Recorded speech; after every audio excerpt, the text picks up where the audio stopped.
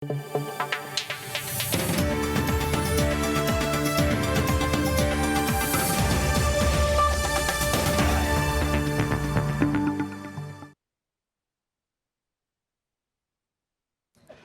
জানাচ্ছি সময় সংবাদের নিয়মিত আয়োজন নির্বাচনের পথচলা অনুষ্ঠানে। সঙ্গে আছে আমি ফারুক ভূঁইয়া রবিন। শুরুতেই জানিয়ে দিচ্ছি শিরোনাম। বাকযুদ্ধে উত্তপ্ত নির্বাচনী মাঠ, বিএনপির বিরুদ্ধে অপপ্রচারের অভিযোগ, নব্য ফেসিবাদ ঠেকানোর ঘোষণা এনসিপির, ভোটের মাধ্যমে শৃঙ্খলার আশা জামায়াতের। এবার উত্তরাঞ্চল সফরে যাচ্ছেন বিএনপি চেয়ারম্যান। রাজশাহী, নওগাঁ ও বগুড়ায় অংশ নেবেন জনসভায়। বিএনপি চেয়ারম্যানের নেতৃত্বে মানবিক বাংলাদেশ গড়ার আশা নেতাদের। বাংলাদেশের নির্বাচনে কোনো পক্ষ নেবে না যুক্তরাষ্ট্র, জয়ী দলের সঙ্গে কাজ করার ঘোষণা। পর্যবেক্ষক পাঠাচ্ছে না ওয়াশিংটন, সিসির সঙ্গে বৈঠকে মার্কিন রাষ্ট্রদূত। এবং কৃষিতে প্রাচুর্য থাকলেও হবিগঞ্জে গড়ে ওঠেনি কৃষিভিত্তিক শিল্প। সঠিক পরিকল্পনার অভাবে হয়নি কাঙ্ক্ষিত উন্নয়ন, কাজে লাগানো হয়নি পর্যটন শিল্পের সম্ভাবনাকেও।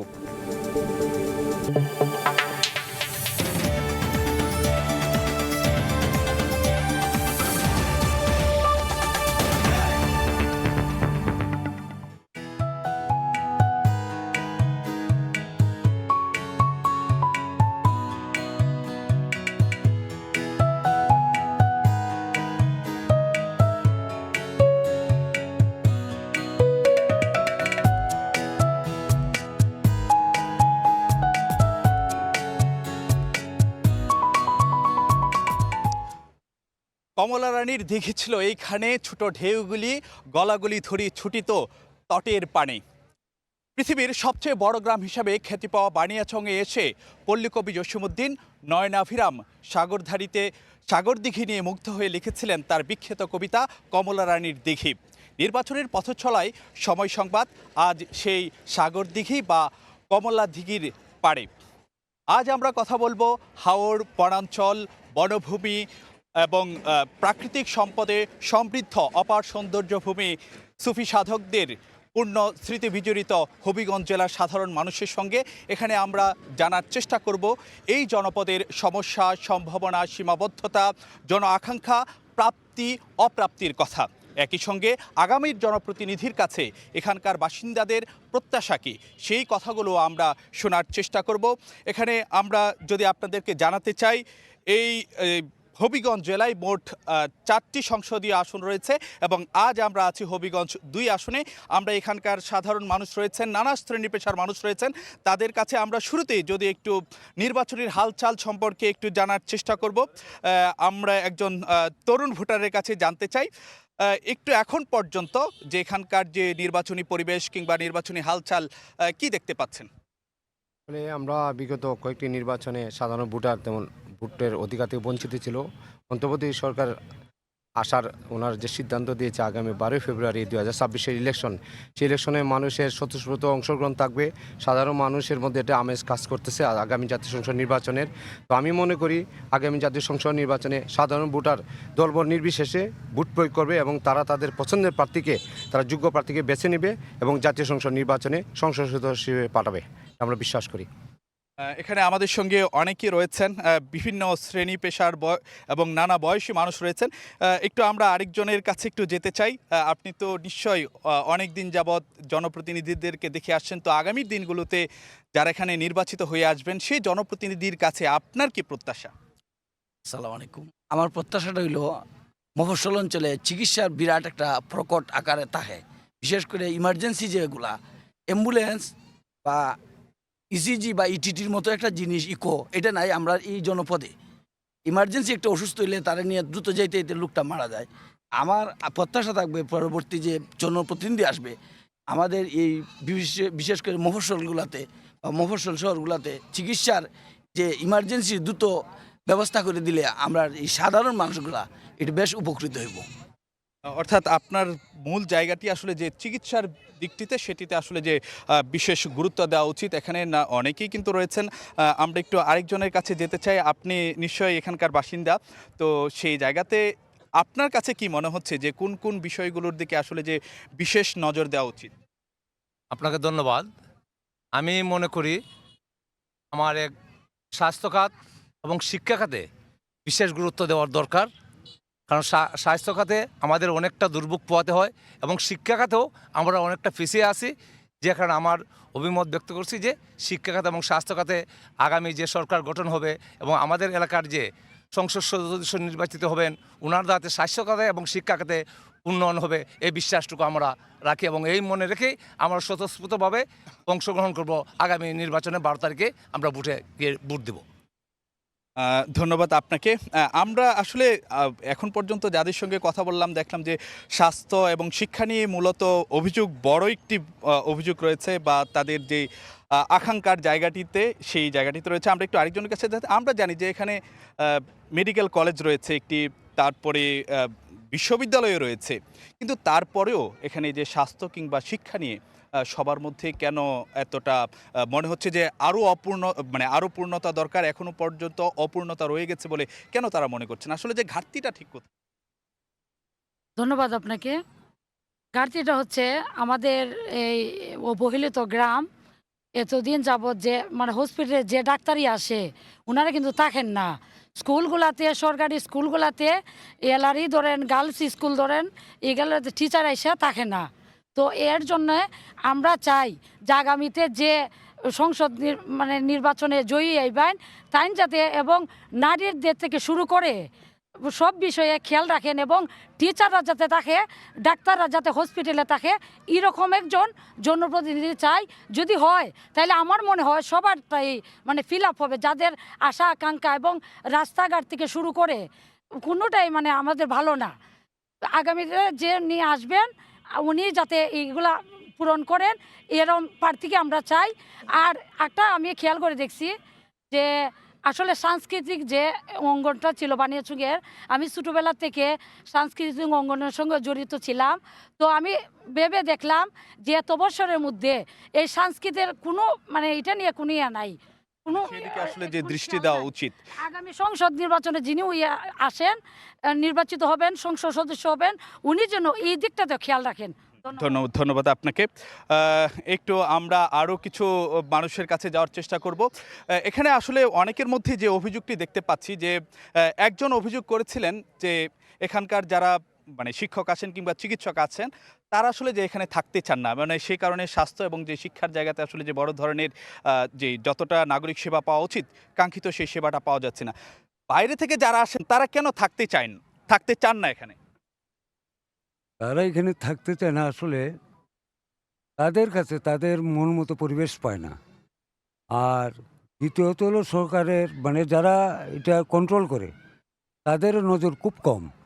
তারা যদি একটু সুনজর দেয় এবং ভালোভাবে একটু গাইড করে তাহলে কিন্তু থাকতে বাধ্য সবাই, কিন্তু তাদের উপরে নির্ভর করে ওরা থাকবে কি না।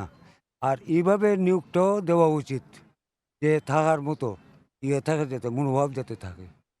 যাই হোক, আর আমার একজন শুনলাম ওই সাংস্কৃতিকের ব্যবহারে কিছু বলছে যে বানিয়াচং কিন্তু আছে এই সুবীর নন্দীর দেশ, সুবীর নন্দীর মতো শিল্পীও বানিয়াচংয়ের জন্ম নিয়েছে।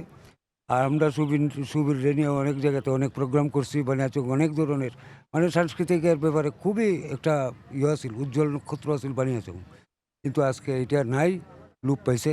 কাজেই আমরা আগামীতে প্রত্যাশা করবো যে সুন্দরভাবে তারা করে উদ্যোগ নেয়। আচ্ছা, এখন তো যেটি দেখা যাচ্ছে যে সামনে তো আসলে যে নির্বাচনে খুব বেশি একটা সময় নেই, মাত্র সপ্তাহ দুয়েকের মতন সময় বাকি রয়েছে। তো সেই জায়গায় আগামীতে যারা নির্বাচিত জনপ্রতিনিধি হিসাবে আসবেন তাদের কাছে এই জেলার বাসিন্দাদের একজন হিসেবে আপনার কি প্রত্যাশা? প্রত্যাশা তো এটাই যে আমাদের যে বিভিন্ন ধরনের সমস্যা আছে, সমস্যার মধ্যে যেমন স্বাস্থ্যসেবা, এবার কৃষি সেবা, এইগুলো হচ্ছে আমাদের মেইন। এবার রাস্তাঘাট এগুলা যাতে নিশ্চিত একটা সুন্দর হয়, এইটাই আমাদের যে ওনাদের নজর দেওয়া উচিত। আপনাকে ধন্যবাদ। আমরা নিশ্চয়ই আরও একবার আপনার কাছে আসার চেষ্টা করব। আমরা এখানে দেখতে পাচ্ছি যে বেশ কয়েকজন শিক্ষার্থীও এখানে রয়েছেন, একটু তাদের কাছে যাব। এখানে আমরা যখন একটু তুলনামূলক যারা বয়সী রয়েছেন তাদের সঙ্গে যখন কথা বলছিলাম, তারা যেটি বলছিলেন যেই সমস্যাগুলো রয়েছে তার মধ্যে শিক্ষার যতটুকু আসলে যে উন্নতি হওয়া দরকার ততটুকু হয়নি, সে মতামত দিয়েছেন। আপনারা তো পড়াশোনা করছেন, আপনারা যেহেতু মানে শিক্ষার্থী, আপনাদের কাছে কি মনে হয় যে মানে শিক্ষার এখানকার অবস্থাটা কি? ধন্যবাদ আমাকে প্রশ্ন করার জন্য। আমাদের যেহেতু গ্রামে বসবাস করি, গ্রাম থেকে আমরা শহর থেকে আমরা খুবই পিছিয়ে। গ্রাম হিসেবে আমরা শহর থেকে খুবই পিছিয়ে আছি। আমরা চাচ্ছি আমাদের গ্রামে বিজ্ঞান বিষয়ে আরও উন্নত হোক। এখন আমাদের গ্রামের সবাই মানে উন্নত শিক্ষার ব্যবস্থা করা হোক এবং এখন তো প্রযুক্তির যুগ, বিজ্ঞানের যুগ, প্রযুক্তির যুগ। প্রযুক্তিকে কাজে লাগিয়ে আমরা সামনে আরও এগিয়ে যেতে চাই। আমাদের সুযোগ সুবিধা দেওয়া হোক। সামনে যেই প্রার্থী হোক আমরা চাই যেন আমাদের দেশকে আরও সমৃদ্ধ এবং গ্রামে সুযোগ সুবিধাগুলো দেওয়া হোক। ধন্যবাদ। আপনাকেও ধন্যবাদ। আমরা একটু আরও একজনের কাছে যেতে চাইবো, যেহেতু নির্বাচনের আর খুব বেশি একটা সময় বাকি নেই। আগামীতে যারা জনপ্রতিনিধি হিসাবে আসবেন এই জেলায়, তাদের কাছে আপনার কি প্রত্যাশা বা আপনার চাওয়া? ধন্যবাদ আপনাকে আমাকে জিজ্ঞাসা করার জন্য। আমি বানিয়াচং উপজেলা থেকে বলতে চাচ্ছি যে এই বানিয়াচংটা অনেক বিশাল বড়, কিন্তু বিশাল বড় হওয়াতে জনপ্রিয়তা বেশি। জনপ্রিয়তা মানে মানুষ যে জনগণ আছে সেইভাবে আমাদের এলাকাতে উন্নয়ন হয় নাই।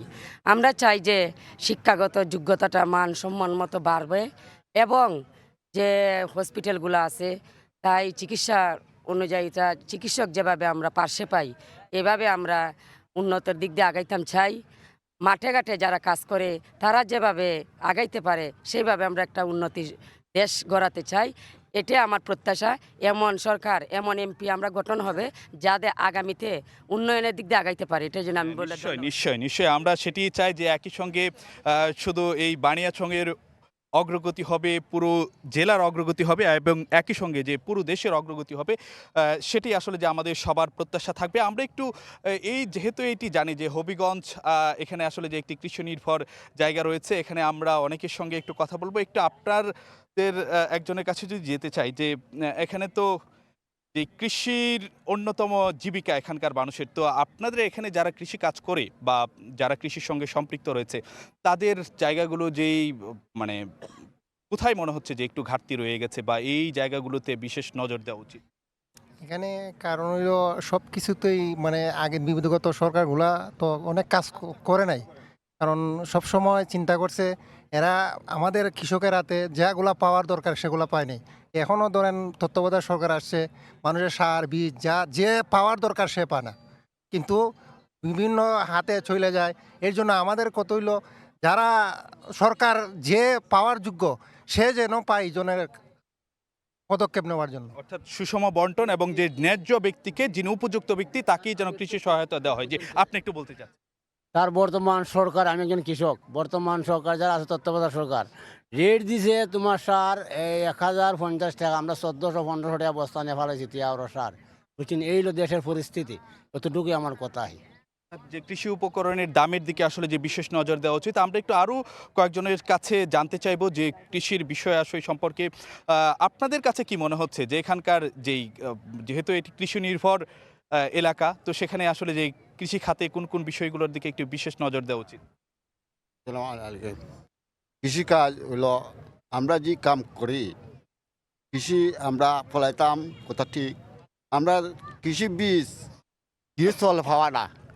1 কেজি বীজ দিত আধা কেজি পায়। এরা কৃষি কাম করব কিতা? কৃষি অর্থ হইল কৃষি মারাত্মক জিনিস। মারাত্মক জিনিসের মানে তুমি শুধু 1 ফাড়ি বীজ হয় 5 কেজি করতে পারবো। 10 কেজি বীজ দিয়ে 10 কেজি করতে পারবো। এই কৃষি কামটা হইল গৃহস্থের, আর উন্নয়ন হইল সরকার। সরকার যদি গৃহস্থ না দেয়। আপনার প্রত্যাশাটা কি? আমার প্রত্যাশা হইল শ্রমিকরে বাঁচান সরকারে। ওকে, হ্যাঁ বুঝতে পারছি। আচ্ছা একটু বিষয়, জি জি জি। আসসালামু আলাইকুম। আমরার সমস্যা হলো যখন আমাদের কৃষি ধান কাটা পড়ে তখন সময় ধানের দাম সস্তা থাকে, আর যখন আমরা এই সার যখন আমরা কিনে হেতো মারি তখন সময় দাম প্রচুর পরিমাণ বাড়ে, যার কারণে কৃষক ক্ষতিগ্রস্ত হয়। এই কারণে অর্থাৎ মানে কৃষকের ন্যায্য মূল্য নিশ্চিত করাটা সেটি আসলে যে একটি করো। আমাদের কাছে এখানে নানা শ্রেণী পেশার মানুষ রয়েছেন। আমরা এতক্ষণ আমরা দেখছিলাম যে কৃষি নিয়ে এখানকার মানুষ অনেক কথাবার্তা বলছিলেন। একই সঙ্গে এখানকার নানা নাগরিক সমস্যা কিংবা নাগরিক সীমাবদ্ধতা রয়েছে। আমরা একটু স্বাস্থ্যখাত নিয়ে কথাবার্তা বলতে চাই যে এই জেলাতে যে পরিমাণ লোকজন রয়েছেন সেই জায়গাতে স্বাস্থ্যসেবা যতটা, আমরা জানি যে স্বাস্থ্যসেবা একটি মৌলিক চাহিদা, সেখানে যতটা পাওয়ার কথা রয়েছে কতটা পাচ্ছে বা কতটা ঘাটতি রয়ে যাচ্ছে? ধন্যবাদ সময় টিভিকে। আমাদের এখানে হাসপাতাল আছে, কিন্তু উল্লেখযোগ্য ডাক্তার নাই। কয়েকজন ডাক্তার থাকে, এর মধ্যে একজন দুইজন, আর যারা আসে তারা আবার বদলিজনিত কারণে তারা চলে যায়। কিন্তু আমাদের এলাকার গরিব মানুষরা ওইখানে সঠিক চিকিৎসা পায় না। যে কোনো সামান্য বিষয় নিয়ে চিকিৎসার জন্য গেলে তারা বলে দেয় যে সিলেট ওসমানীতে চলে যাও। এই ক্ষেত্রে আমাদের এলাকার সাধারণ মানুষ চিকিৎসা ক্ষেত্র থেকে অনেক বঞ্চিত। তারা কি গিয়ে সরকারি যে ওষুধগুলো সেগুলো পান হাসপাতালে? এইগুলাও সঠিকভাবে এই গরিব মানুষরা পায় না। এগুলা তারা কি করে তারাই জানে, কিন্তু আমরা অবহেলিত গ্রামের মানুষরা এগুলা থেকে বঞ্চিত।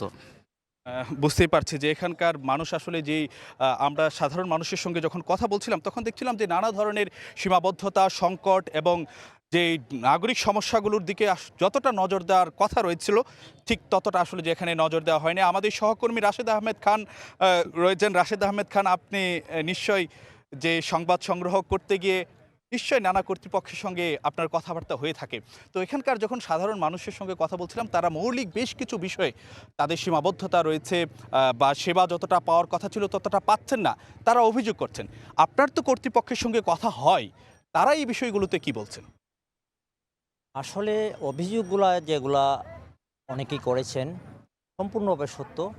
আমাদের আসলে যে কর্তৃপক্ষ রয়েছে, আমরা যাদের সাথে কথা বলি বিভিন্ন নিউজ নিয়ে, আমরা যখন কর্তৃপক্ষের বক্তব্য নিই, তারা সবসময় একটাই বলেন যে আমাদের সীমাবদ্ধতা। কিন্তু আসলে এই সীমাবদ্ধতা কিভাবে কাটানো যায়, কিভাবে এই সীমাবদ্ধতা কাটিয়ে আমরা যে সেবা দিতে পারি, এই বিষয়টা কিন্তু ওনারা ব্যবস্থা নেয় না বলে আমি মনে করি যে একটা দুর্বলতা আছে।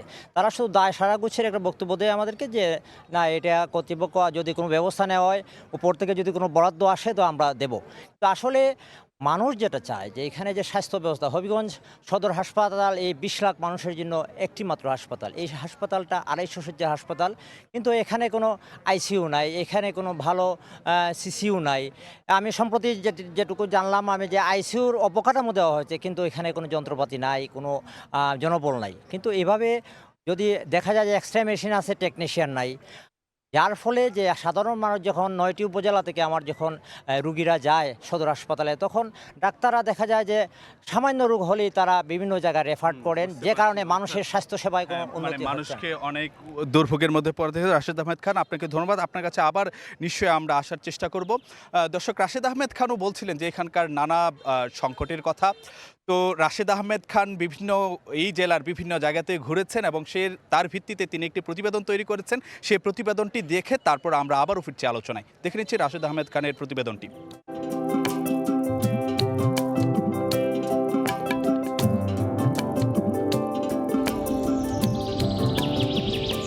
উর্বর মাটি, সবুজের রাজ্য, কৃষি সমৃদ্ধির এক উজ্জ্বল নাম হবিগঞ্জ। সেই হবিগঞ্জ আজও অপেক্ষায় দাঁড়িয়ে আছে এক নতুন সম্ভাবনার গল্প লেখার। 19 লাখ ভোটারের এ জেলার প্রায় 40% মানুষ কৃষির সঙ্গে জড়িত। দেশের অর্থকরী ফসলের এক বিশাল অংশ আসে এ জেলা থেকে। 24টি চা বাগান, ধানের পাশাপাশি আখ ও সবজি এ অঞ্চলের অর্থনীতিকে রেখেছে সচল। কিন্তু কৃষির এই প্রাচুর্য পুরো শক্তি নিয়ে দাঁড়াতে পারেনি, কারণ দীর্ঘ সময়েও গড়ে ওঠেনি কৃষিভিত্তিক কোনো শিল্প। এতে নিশ্চিত হয়নি পণ্যের ন্যায্য মূল্য। আমরা যারা পরিশ্রম করে কৃষিকাজ করি, আমরা যেন কৃষকের ন্যায্য মূল্যটা সঠিকভাবে পাই। যে সরকারের ক্ষমতায় যাক, আমরা যাতে রাস্তাঘাটের উন্নয়ন হয়, জনগণের যাতে একটা আস্থা পাই, আমরা যেন আমাদের জানমালের নিরাপত্তা দেয়। খোয়াই ও কুশিয়ারার বারবার প্লাবন হবিগঞ্জের মানুষের জীবনে এনে দিয়েছে অনিশ্চয়তা। উন্নয়নে পিছিয়ে থাকা জেলার তালিকায় নাম লিখে যেতে হয়েছে বারবার।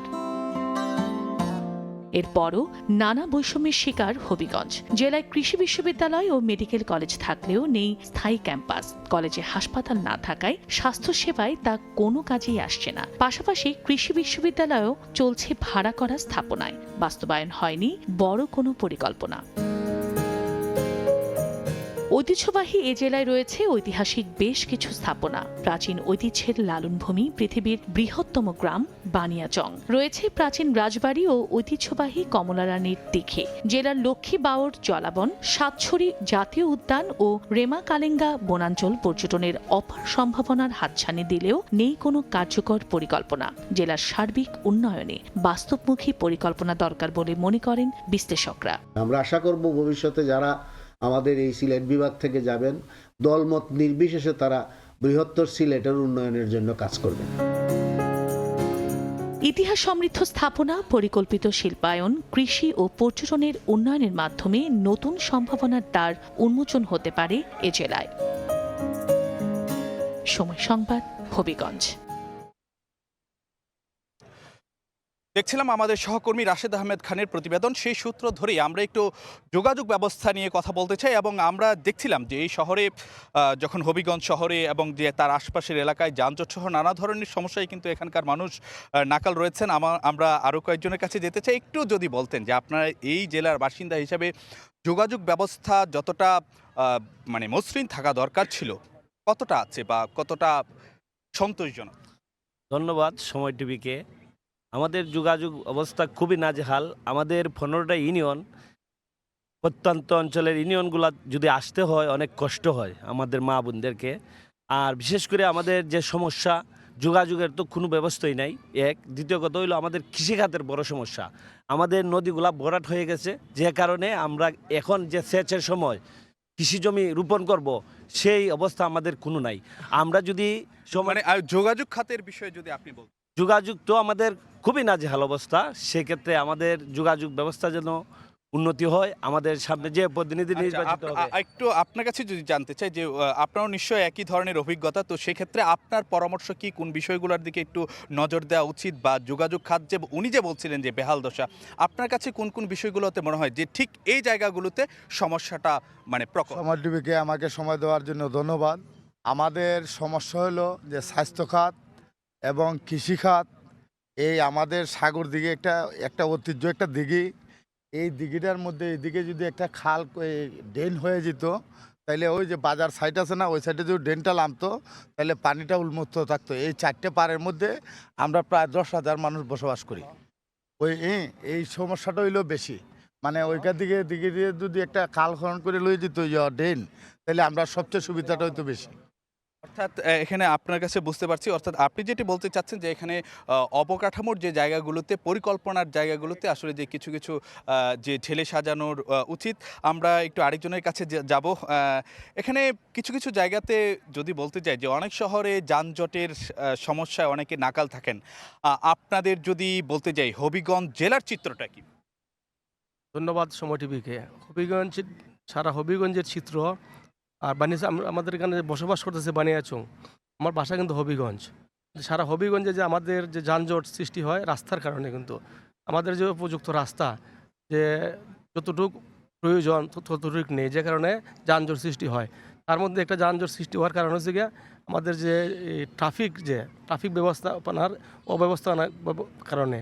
এই ধরেন আমাদের যে পাশে গান্ধীগঞ্জ বাজার, কিন্তু আপনি যান এদিকে একটা পয়েন্ট দেখবেন, একটা রিক্সা যদি ঢুকে একটা যদি বাইরে হয় যানজট সৃষ্টি হয়ে যাবে।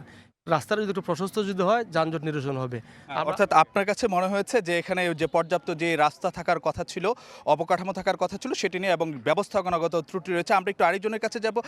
উনি দুটি বিষয় আসলে যে উল্লেখ করেছিলেন যানজটের কারণ হিসেবে, আপনার কাছে কি মনে হয় যে যানজটের আর কি কারণ থাকতে পারে যে এখানের শহর এবং আশপাশের এলাকায় যে মানে তীব্র যানজট অনেক ক্ষেত্রে? ধন্যবাদ সময় টিভিকে। আপনারা জানেন এশিয়ার বৃহত্তম গ্রাম নয়, বিশ্বের বৃহত্তম গ্রাম বানিয়াচং। আমরা ইতিহাসের সংজ্ঞা যদি দেখি, কয়েকটি ইউনিয়ন নিয়ে একটি গ্রাম। আর আমাদের বানিয়াচংয়ের বেলায় কিন্তু এটা একটু ভিন্ন, কয়েকটি ইউনিয়ন নিয়ে একটি গ্রাম হয়, আর আমাদের বানিয়াচংয়ের কয়েকটি ইউনিয়ন নিয়ে একটি গ্রাম। এই বানিয়াচং সদরে 4টে ইউনিয়ন আছে।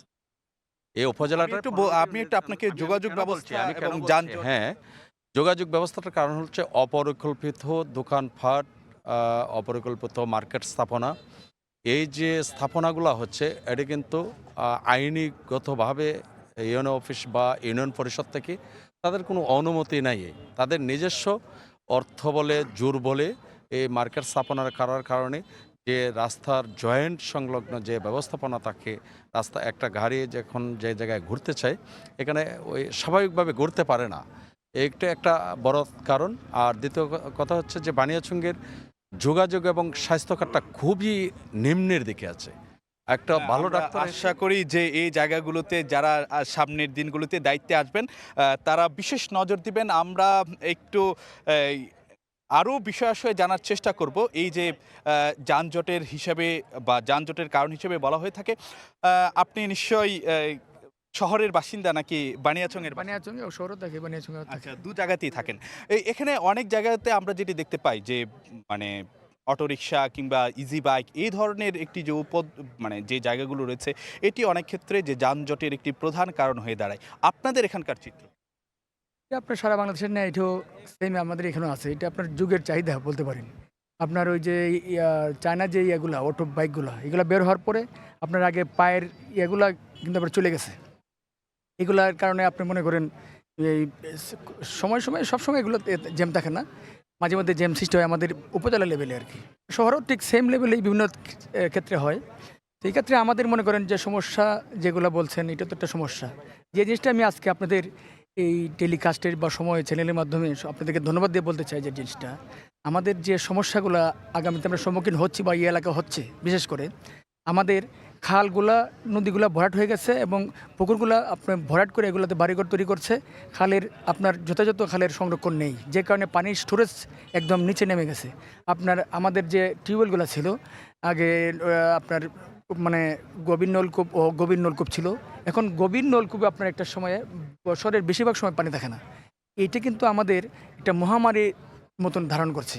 এই জিনিসটা আমি আপনাদের মাধ্যমে, সরকার তো মনে করেন অবকাঠামোগত বা রাস্তাঘাটের এগুলো আপনার দিয়ে থাকে, নজর দিয়ে থাকে, কিন্তু এই বিষয়টা এখন মানে খুবই মানে প্রায়োরিটি বেশি দিতে হবে যে এখানে আপনার মনে করেন যে খাল খনন বা পানির স্টোরেজ ব্যবস্থাটা রাখার জন্য, যাতে আমাদের টিউবওয়েলে গভীর নলকূপে যাতে পানি থাকে। এটা আমাদের আশা করব যে কর্তৃপক্ষ এই বিষয়গুলোতে নজর দিবে। আমরা একটু আরও কয়েকজনের কাছে জানতে চাইব, যেহেতু আসলে একটি কথা বলা হচ্ছে যে এখানে যে পানির স্তরের বিষয়ে বলা হচ্ছে, একটু আপনাদের কাছে যে বিষয়টি জানার চেষ্টা করব। যেখানে অনেকে কিন্তু যে আপনাদের নানান বিষয়ের কথা বলছেন যে এখানে অনেক সময় আমরা যেটি দেখতে পাই যে বন্যা কিংবা ঢলের প্রভাব আপনাদের এই জেলায় কিংবা কৃষিকাজে বা সার্বিকভাবে যদি বলি যে জনজীবনে কি ধরনের যে প্রভাব ফেলে? ধন্যবাদ। বানিয়াচং এশিয়া মহাদেশের বৃহত্তর গ্রাম বানিয়াচংয়ের পক্ষ থেকে সবাইকে ধন্যবাদ। আসলে আমরা যে জলাবদ্ধতা দেখতে পাচ্ছি যে বিগত যে বন্যায় যখন জলাবদ্ধতা ছিল মূলত কারণটা ছিল যে আমাদের এলাকা কিন্তু একসময় কিন্তু খালবিল পুকুর প্রচুর পরিমাণে খালবিল ছিল, কিন্তু এখন খালবিলগুলো ভরাট হয়ে অনেক সময় দেখা যায় একটা খাল ছিল, এই খালগুলোর ভরাট দেখা যায় যে বসত বিটা তৈরি হয়ে গেছে, যার কারণে জলাবদ্ধতা কিন্তু সঠিকভাবে কিন্তু পানি নিষ্কাশন হতে পারে না। এর কারণে একটা সমস্যা। তারপর একটা সমস্যা হচ্ছে পাশাপাশি যে যখন এই পানিটা প্রচুর বৃষ্টিপাত হলে আমাদের ছোটো ছোটো খাল আছে, কিন্তু এই ছোটো ছোটো খালগুলোও কিন্তু অনেক সময় এখন সংকীর্ণ হয়ে গেছে। আগের যে প্রসার অবস্থা ছিল কিন্তু এখন সংকীর্ণ হয়ে গেছে, যার কারণে এই পানিগুলো নিষ্কাশন হইতে পারে না। জলাবদ্ধতা প্রত্যেক এলাকায় কিন্তু জলাবদ্ধতা লেগে থাকে, কিন্তু আমাদের বানিয়াচংটা বিশাল একটা এরিয়া, এশিয়া মহাদেশের মধ্যে বৃহত্তম গ্রাম, কিন্তু যার কারণে এই পানি নিষ্কাশন না হওয়াতে এই সবচেয়ে বড় একটা সমস্যা জলাবদ্ধতা। যদি আমরা এই সঠিক এবং সৎ কোনো ভালো কোনো আমরা আশা করি যে সামনে আমরা বুঝতে পেরেছি যে সামনে যারা দায়িত্বে আসবেন তারা নিশ্চয়ই এই বিষয়গুলোতে গুরুত্ব দিবেন। আমরা একটু আরেকজনের কাছে যাব যে একদিকে আমরা যেটি দেখতে পাচ্ছি যে পানির স্তর নেমে যাওয়ার কথা বলা হচ্ছে, আবার একই সঙ্গে কিন্তু যে অনেক সময় যে জলাবদ্ধতার কথাও বলা হচ্ছে, অর্থাৎ বিপরীতমুখী যে দুটি যে সমস্যা, এটি আসলে যে আপনাদের এখানকার জনজীবন কিংবা যে মানে কৃষিকাজে কি ধরনের যে প্রভাব ফেলছে, নেতিবাচক প্রভাব যদি বল। আসসালামু আলাইকুম, আপনার ধন্যবাদ। এটার মূলত আমাদের মানব সৃষ্ট একটা প্রতিবন্ধকতা সৃষ্টি, যেখানে শ্রেণী পরিবর্তনের মাধ্যমে হাওরের বেষ্টিত এলাকাতে এই নিচু রাস্তা নির্মাণ না করে উঁচু রাস্তা নির্মাণ করার কারণে জলাবদ্ধতা সৃষ্টি হয়েছে এবং এর ফলে আমাদের জনজীবনের দুর্ভোগ পোহাতে হচ্ছে। যদি শ্রেণী পরিবর্তন না করে যার যার অবস্থান থেকে তাদের যোগাযোগ ব্যবস্থার উন্নয়ন করা হয়, তবেই সম্ভব এই দুরবস্থা থেকে উত্তরণ করা। আমরা অনেকের কাছে আসলে যে নানান ধরনের সমস্যাগুলো নিয়ে মানে কথা শুনেছি। আমরা এখানে মানে কৃষি, স্বাস্থ্য, শিক্ষা এই বিষয়গুলো নিয়ে আমরা একটু পর্যটন খাত নিয়ে একটু কথা বলতে চাই। আমরা জানি যে এই জেলাটি আসলে যে নানা জায়গা রয়েছে, যে মানে প্রকৃতির মানে অপার দান কিন্তু এই হবিগঞ্জ জেলার যে অনেকগুলো জায়গা রয়েছে। তো সেই জায়গাতে যে পর্যটন খাতের যে বিশাল সম্ভাবনা রয়েছে সেটিকে কতটা কাজে লাগানো সম্ভব হচ্ছে বা কতটা কাজে লাগানো হচ্ছে?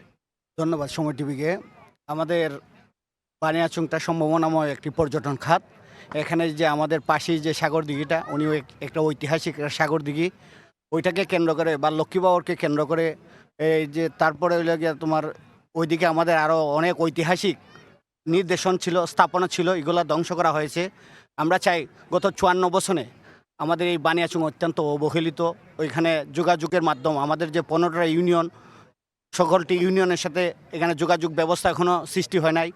তারপরে বিভিন্ন জায়গার থেকে মানুষ যে পর্যটনে আসবে ওই জায়গাতে যোগাযোগ খাতে যে পর্যটন বান্ধব যে যোগাযোগ ব্যবস্থার কথা আপনি বলছেন, জেলার অন্য অন্য জায়গা, উনি তো বানিয়াচংয়ের কথা বললেন, জেলার অন্য অন্য জায়গায়ও তো অনেক মানে পর্যটন স্থাপনা রয়েছে বা পর্যটন কেন্দ্র রয়েছে, সেগুলো সম্ভাবনা কতটা কাজে লাগানো হচ্ছে বলে আপনি মনে করছেন?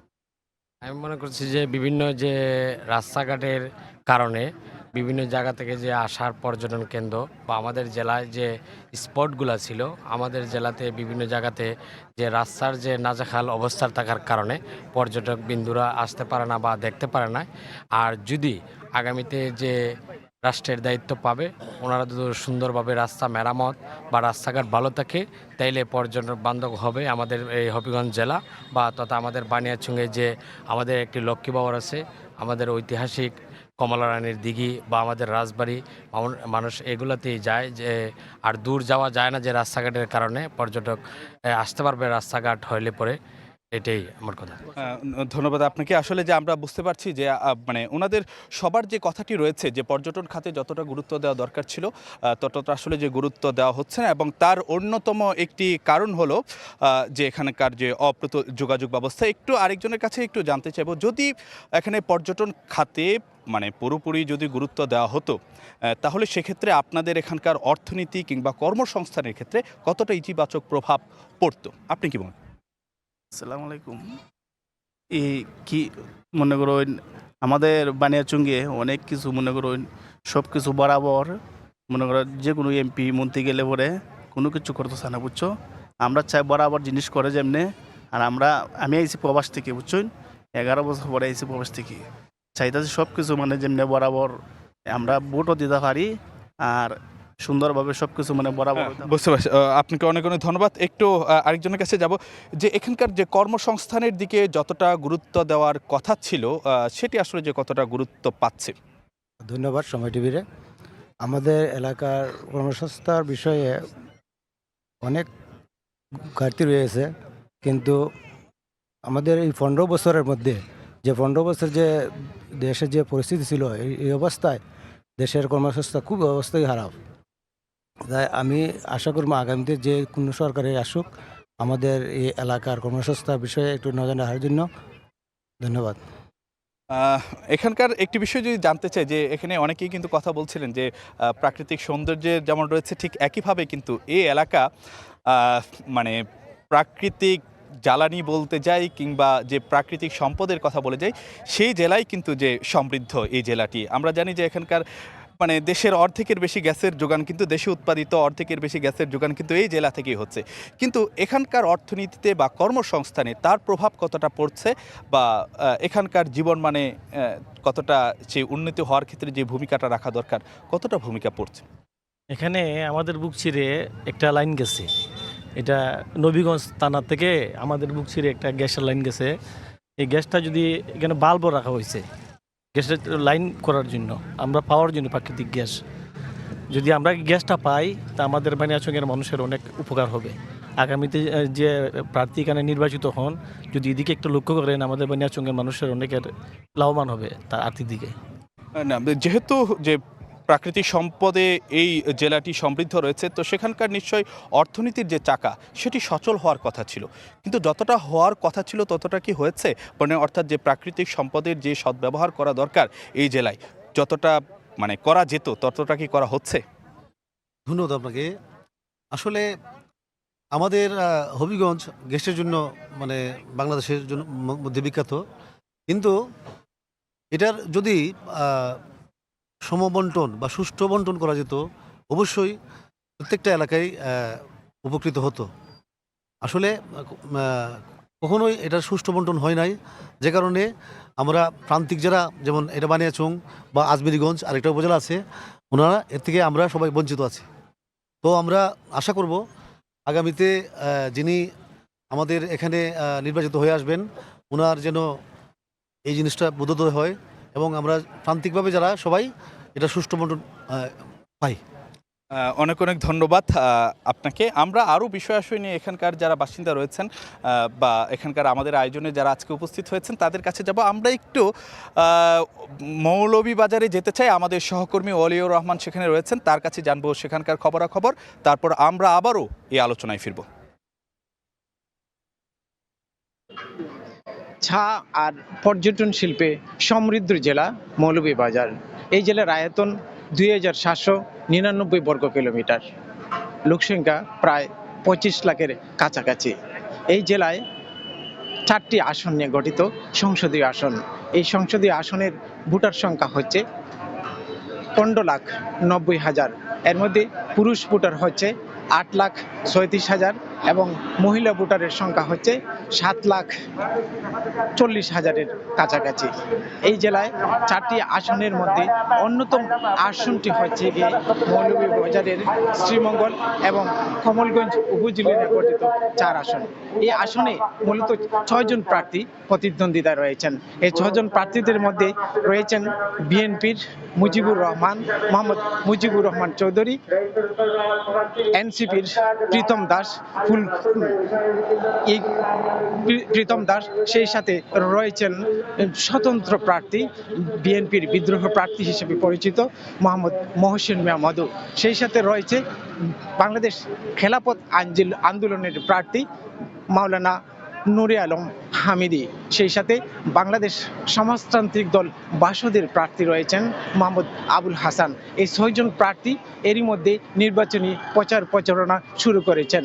প্রতীক বরাদ্দের পর থেকেই মৌলভীবাজার জেলায় প্রার্থীদের মধ্যে ব্যাপক উৎসব উদ্দীপনা দেখা গেছে। গ্রামে গঞ্জে হাটে বাজারে প্রত্যেকখানে প্রচার প্রচারণা করছেন, ভোটারদের দ্বারে দ্বারে ঘুরছেন, ভোট চাচ্ছেন এবং নানা রকম উন্নয়নের প্রতিশ্রুতি দিচ্ছেন। ভোটাররাও বলছে তারা তাদের সৎ, যোগ্য এবং যে এলাকার উন্নয়নে কাজ করতে পারবে তাদেরকেই তারা এবারে প্রার্থী হিসাবে নির্বাচন করবেন। এবারের এই নির্বাচনে বিশেষ করে শ্রীমঙ্গল কমলগঞ্জ আসনে মূলত এই আসনটি হচ্ছে গিয়ে আওয়ামী লীগের মূল ঘাঁটি হিসাবে পরিচিত। এবারে এই ঘাঁটি থেকে উত্তরণের জন্য বিএনপি স্বতন্ত্র প্রার্থী এবং এনসিপির প্রার্থী প্রীতম দাস মরিয়া হয়ে উঠেছেন। তাদের এই প্রার্থিতা ফিরিয়ে পেয়েছে এবং বিশ্লেষকরা বলছেন তারা এই ত্রিমুখী লড়াই হওয়ার সম্ভাবনা রয়েছে। বিএনপির প্রার্থী মুজিবুর রহমান মুজিব, স্বতন্ত্র প্রার্থী ফুটবল মার্কায় মোহাম্মদ মহসিন মাহমুদু, সেই সাথে ফুলকলির প্রার্থী এনসিপির প্রার্থী প্রীতম দাস। তো এই ছিল আমার কাছে নির্বাচনী পথ চলার সর্বশেষ। আমাদের সহকর্মী ওয়ালিদ যুক্ত হয়েছিলেন মৌলভীবাজার থেকে। আমরা আরও কয়েকজনের সঙ্গে একটু যুক্ত হব। আমরা এখানকার মানুষের সঙ্গে যখন কথা বলছিলাম, মোটা দাগে যে কয়টি বিষয়ে মানুষের যে অভিযোগ ছিল তার মধ্যে ছিল আর কি যে শিক্ষা এবং স্বাস্থ্যখাত নিয়ে। আমাদের সঙ্গে একজন শিক্ষক রয়েছেন, একটু তার কাছে জানার চেষ্টা করব এই যে শিক্ষা নিয়ে যে মানুষের যে অভিযোগগুলো, আপনার কাছে কি মনে হয় যে আপনি একজন শিক্ষক হিসাবে যে এই অভিযোগগুলো কিভাবে মেটানো সম্ভব হতো, যে কোন কোন জায়গাগুলোতে মানে নজর দেওয়া? ধন্যবাদ সময় টিভিকে। আসলে দুঃখের কথা বলবো কাকে, শুনবে কারা, কাজ করবে কে? প্রথমেই প্রত্যাশা রাখবো আগামী সংসদ নির্বাচনে একটু যদি বলতেন যে শিক্ষা খাত নিয়ে একটু। বলবো প্রার্থী হিসাবে আসবে, আমি তাকে উদ্দেশ্য করে এই বিনীতভাবে অনুরোধ করব, শিক্ষার খাত অনেক উন্নতিকল্পে অনেক সরকার আসছেন গেছেন, তারা কাজ করেছেন, কিন্তু পয়েন্ট আগাচ্ছে না। আমি মনে করব পিছনের দিকেই যাচ্ছে। আমরা যারা সচেতন ব্যক্তিত্ব, তাদের সন্তানদের পড়াশোনা করানোর জন্য বিদেশ পাঠাই দেই। কেন পাঠাই দেই? অবশ্যই আমার এখানে কমতি আছে, সুযোগ সুবিধা কম আছে, সেই জন্য পাঠাই দেই। তারা যদি আমাদের এই রত্নগুলো দেশে থাকতো, তাহলে আমাদের দেশে শক্তভাবে হাল ধরতে পারতো। আমরা যেখান থেকে বঞ্চিত হচ্ছি সেই দিকটার লক্ষ্য রাখতে হবে। আমরা আশা করি যারা আগামীতে দায়িত্ব আসবেন তারা সেই জায়গাগুলোতে নজর দিবেন। একটু আরেকজন চিকিৎসক রয়েছেন আমাদের কাছে, একটি কথা আসছিল, আমরা যখন অনেকের সঙ্গে কথা বলছিলাম যে এখানে চিকিৎসকরা আসলে যে থাকতে চান না বা স্বাস্থ্যের যারা দায়িত্বে কেন থাকতে চান না, আপনার কাছে কি মনে হয়? প্রথমত পদের সংখ্যা অনুপাতে এখানে ডাক্তার নিয়োগ করা অনেক কম, কাজের পরিবেশ, এই জন্য কাজের প্রেশারটা প্রচণ্ড বেশি পড়ে যায়। আমাদের কিন্তু জনশক্তি আছে, দেশে পরিমাণ মতো পর্যাপ্ত পরিমাণে ডাক্তার আছে, নিয়োগ দিতে হবে। এই চিত্র কিন্তু বাংলাদেশের অন্যান্য উপজেলার হসপিটালেও দেখতে পাবেন। পদের সংখ্যা 19-20, কর্মরত আছে মাত্র 5 জন, নিয়োগ পায়নি। স্পেশাল বিসিএসি হোক বা বিসিএসি হোক, মানে ডাক্তারের সিট সংখ্যা বাড়াতে হবে। শুধু যে ডাক্তার তা নয়, পরিচ্ছন্নতা কর্মী, নার্স, ডিএমএফ সকলের নিয়োগটা নিশ্চিত করলে আমাদের স্বাস্থ্য খাতটা আরও সুন্দর হবে। এবং আমাদের নিজেদের জেলার কথাই ধরি, আমাদের কিন্তু মেডিকেল কলেজ আছে, এবং পরবর্তী ধাপ হচ্ছে সুপার স্পেশালাইজড হসপিটালের দিকে যদি আমরা নজর দিই, প্রত্যেকটা হসপিটাল কিন্তু ঢাকায় পড়ে গেছে। তো আমরা আশা করি যে স্বাস্থ্যসেবার যে বিকেন্দ্রীকরণ সেদিকে আসলে যে নজর দেওয়া হবে।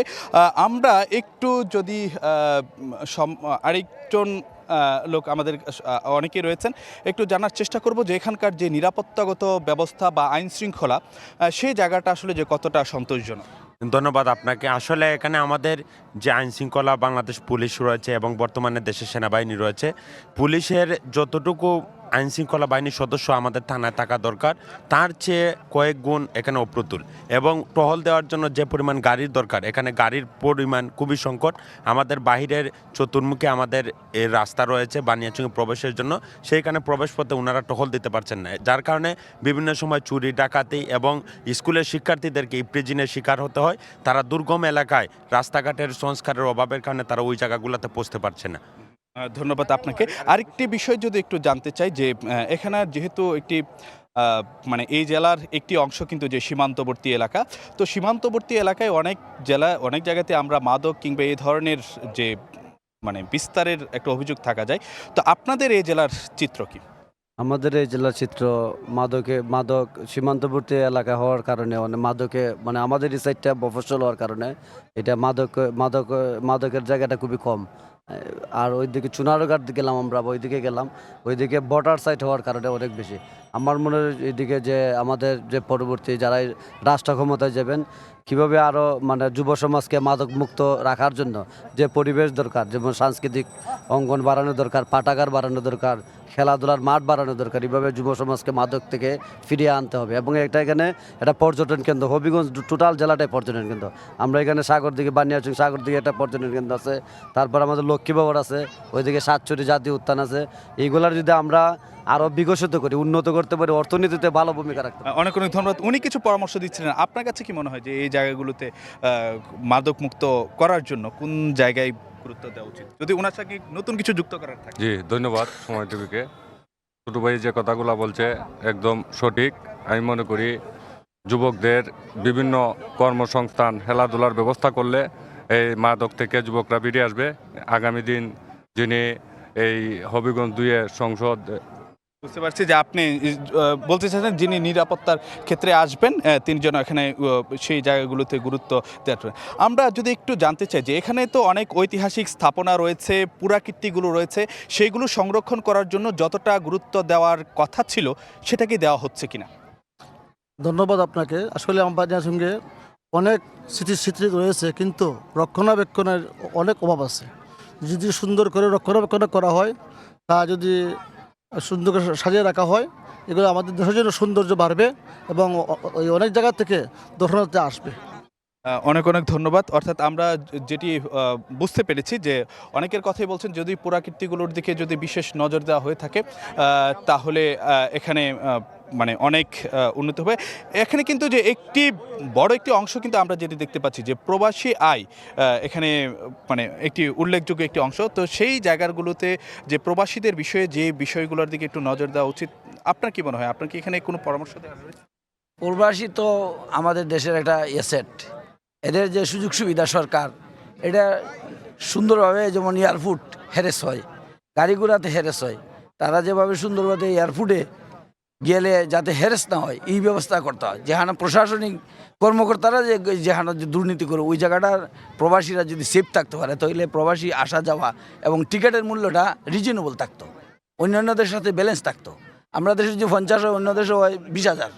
ওইগুলা সরকার বা পরবর্তী যে সরকার আসবে আমরা তাদের কাছে অনেক অনেক ধন্যবাদ আপনাদেরকে। একটু যদি জানতে চাই যে এখানে অপরাধ প্রবণতা নিয়েও কিন্তু যে অনেক অভিযোগ এসেছে, অনেকের পক্ষ থেকে বলা হচ্ছে যে আইনশৃঙ্খলা পরিস্থিতি যতটা ভালো থাকার কথা ততটা নেই। আপনার কি মনে হয় যে কোন বিষয়গুলোর দিকে একটু নজর দেওয়া উচিত আইনশৃঙ্খলা পরিস্থিতি উন্নয়নের জন্য? সাধারণত বাংলাদেশে সকলে যে অপরাধগুলির সাথে পরিচিত, এমনিভাবে এই অপরাধগুলি এখানেও চলমান আছে। বিশেষভাবে মাদকাসক্ত হয় যুবকরা, এইগুলি মাদকদ্রব্য আর চুরি ছিনতাই এরকম সারা দেশের মতোই আছে। বিশেষভাবে কোনো অপরাধ পরিলক্ষিত হয় না। ওকে, অনেক অনেক ধন্যবাদ আপনাদেরকে। আমরা যদি একটু অনেকের সঙ্গে একটু জানার চেষ্টা করব। এখানে অনেক সমাজের নানা শ্রেণী পেশার মানুষগুলো রয়েছেন। এখানে অপরাধমূলক কর্মকাণ্ডের কথা অনেকেই কিন্তু যে বলছেন, সেটার প্রবণতা আপনার কাছে কি মনে হয় এবং সেখানে মনে হচ্ছে যে ঘাটতিটা ঠিক কোথায়? আমার কাছে তো মনে হয় যে আসলে ধর্মীয় শিক্ষার অভাব থেকেই অপরাধ প্রবণতার সৃষ্টি হয়, আর বিশেষ করে মাদক দ্রব্যের সহজলভ্যতা। আমাদের হাত বাড়ালেই ছেলেরা বিভিন্ন অপরাধমূলক এগুলো পেয়ে যায়। তো আমার মনে হয় যে এই যে যদি আজকে মাদকটা যদি চোরাচালানের মাধ্যমে আমাদের ইয়াবা বা এগুলো সরঞ্জাম যেগুলো আছে এগুলো যদি কঠোরভাবে দমন করা যেত, বা এটার আদার সাইড যেগুলো আছে যেমন ধর্মীয় শিক্ষা বা খেলাধুলা, ওই সমস্ত বিষয়ে যদি আমরা যুব সমাজকে উদ্বুদ্ধ করতে পারতাম তাহলে। অনেক অনেক ধন্যবাদ। এখানে একটু একজন কাছে এই যে অনেকেই কিন্তু বলা হচ্ছে যে খেলাধুলার যে জায়গাগুলোর দিকে যদি উদ্বুদ্ধ করে, খেলাধুলাতে তো শিশু কিশোররা এখানে আকৃষ্ট হওয়ার কথা, তাহলে সমস্যাটা কোথায়? কেন আসলে যে খেলাধুলার সঙ্গে সবাইকে সম্পৃক্ত করা যাচ্ছে না? আসলে আপনি যে বিষয়টা বলছেন যে খেলাধুলা কোনো বিকল্প নাই, পড়ালেখার পাশাপাশি খেলাধুলা হচ্ছে যে আপনার মানসিক বিকাশে একটা শিশু যখন তার যে ছোটো থেকে যদি তার খেলাধুলা অভ্যাসটা গড়ে ওঠে তখন কিন্তু তার যে চারিত্রিক গুণাবলীটা কিন্তু সেভাবে ভালো করে ওঠে। কিন্তু এখানে আসলে পর্যাপ্ত খেলাধুলার সেই ধরনের মাঠের ব্যবস্থা নেই। আপনি মনে করেন যে কয়টা মাঠও আছে তাও কিন্তু সংস্কারের অভাবে কিন্তু আপনার এখানে খেলাধুলা হচ্ছে না। তাছাড়া অনেক যে গ্রাম পর্যায়ে অনেক বিদ্যালয় আছে জায়গা সংকুলনের কারণে, যেখানে আপনার বিদ্যালয়ের জায়গায় সংকুলন হচ্ছে না সেখানে আবার মাঠের ব্যবস্থা করাটাও অনেক ক্ষেত্রে দুরূহ একটা বিষয় হচ্ছে। তো এক্ষেত্রে যদি আমাদের যারা আগামীতে জনপ্রতিনিধি আসবেন তারা যদি উদ্যোগ নেন যে অন্ততপক্ষ বিদ্যালয়ের আশপাশে হইলেও কিছু মাটি ভরাট করে হলো যদি মানে বাচ্চাদের খেলা নজর দেওয়া হয় সেই জায়গাগুলোতে আপনার। আচ্ছা, আমরা এখানে কিন্তু একটি বিষয় যদি জানতে চাই যে লোকসংস্কৃতির একটি অন্যতম একটি কেন্দ্র হিসেবে কিন্তু যে হবিগঞ্জকে বিবেচনা করা হয়ে থাকে, তো সেই লোকসংস্কৃতিকে কতটা সেটিকে বাঁচিয়ে রাখার জন্য কতটা নজর দেওয়া হচ্ছে বা সেখানে কি আসলে প্রাতিষ্ঠানিকভাবে ওইভাবে খুব একটা নজর দেওয়া হয় না। কিন্তু এই আপনি জানেন, আপনি নিজেই বলছেন যে এই এলাকার লোকসংস্কৃতি একটা চারণভূমি বলতে পারেন। এখানে আমাদের অনেক লোকজ কবির জন্ম এই হবিগঞ্জ জেলায় এবং বানিয়াচংয়ে। এখানে আপনি যে জায়গায় আছেন এটা লোকসংস্কৃতির একটা অন্যতম ধারকবাহক কমলারানীর দিঘির পাড়ে আমরা আছি। এখানে ব্যক্তিগতভাবে অনেকেই লোকজ সংস্কৃতিকে টিকে রাখার জন্য সংগ্রাম করে যাচ্ছেন। অনেক অনেক ধন্যবাদ আপনাদেরকে। একটু যদি আপনাদেরকে জানাবো আমরা এখানকার সাধারণ মানুষের সঙ্গে কথাবার্তা বলছিলাম এবং তাদের মাধ্যমে জানার চেষ্টা করছিলাম যে এখানকার সীমাবদ্ধতা কোথায় কিংবা যে সংকট কোথায় রয়েছে বা সমাধানের উপায় কি।